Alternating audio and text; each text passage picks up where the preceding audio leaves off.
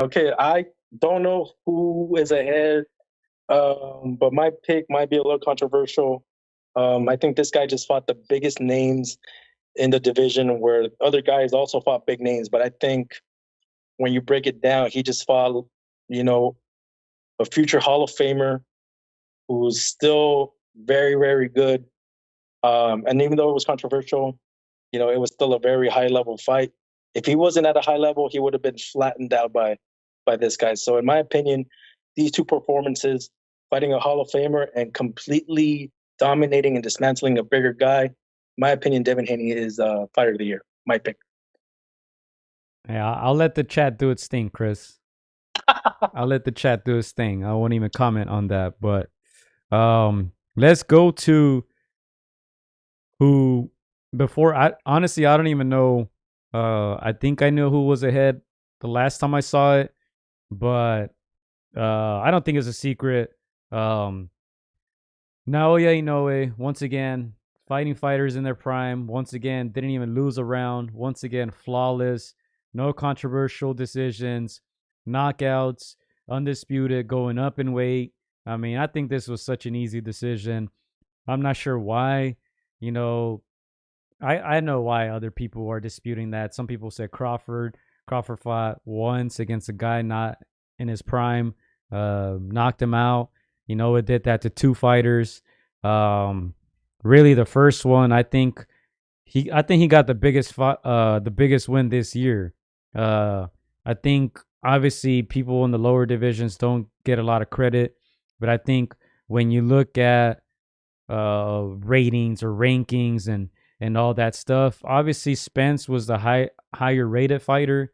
Some people were saying, "Oh, well, Crawford beat a top 5 pound for pound." Spence has never been top 5 pound for pound. I don't know what list you're looking at, but Spence was never that. Let's just be honest. Um, but I think the Spence that Crawford beat was not the top pound for pound fighter. That was a different version of it. I think Fulton was the highest rated guy, out of all those big fights, those big wins. And, it made it look easy. Fulton was the guy at 122. He defeated Figueroa. He defeated guys like Roman. The Figueroa one to me was controversial. Still got the nod nonetheless. It washed him. Mind you, like I said, I keep saying in his prime because even playing field, both guys in their primes. I think it was an easy pick for me. You're going with Haney, who lost his first fight of the year, so I'm very shocked by that pick against Regis. Flawless performance. But let's see what the people voted for. I'm not 100% sure who the winner is. So let me scroll down here. Fighter of the year. All right. Benavidez, 16%. Unanimous decision versus Andre.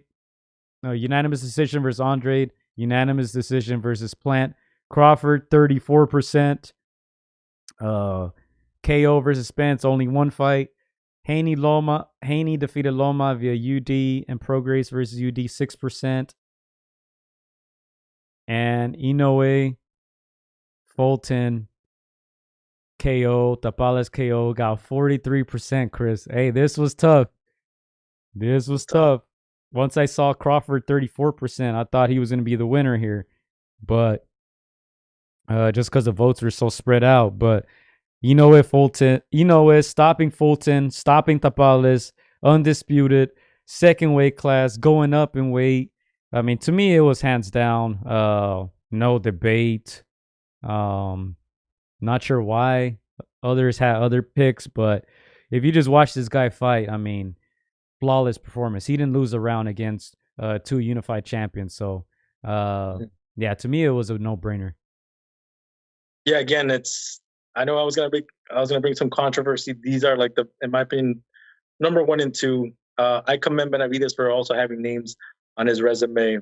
That's the reason why I gave Haney the fighter of the year, because names like Loma and Prograis, those are like well established names, well known names. What he, just being competitive with Loma. I know people had it some in favor of Loma, some in favor of Haney, but just the fact that you're competitive to that level just shows that you're up there. And again, at very young, 24, 23, 24, still a very young guy, doing that. And I commend him for everything he's done in the last 2 years, where he's fighting, just the very top names. Where when guys like Tank and others are just not doing it. So again, I'm commending Devin Haney for just a banner year. Again, what Inoue has done is extremely impressive. You said it, Gio. In his prime, fighting guys in their prime, not losing a single round, just looking phenomenal. So definitely, I'm not upset to be trumped in this by the fans and by your vote. Inoue really is a monster, and it seems like he can be fighter of the year next year and the year after that. And I see him doing that again. His ceiling is still so very high. Not losing a single round, it's going to be hard to even win a couple rounds against this guy, let alone to beat him. Yeah, 1,000%. And look, very tough year. I think, like you said, David deserves a lot of credit too. He won a decisive UD. He got a stoppage. To me, I would put his name over Haney simply because Haney's first win wasn't decisive. Most people think he lost. So, when it's a tough debate like this one, tough to decide, I think you got to start nitpicking at those little things. And that's why, to me, Haney was eliminated from that conversation. Crawford always, obviously, great performance. He only fought once. That kind of hurts him. And like I said, he fought a guy past his prime. So I think, to me, when you just do the math, it made sense. So I'm going to hit the round of applause here for Inoue, fighter of the year 2023. Chris, and that concludes our 2023 ATR Awards.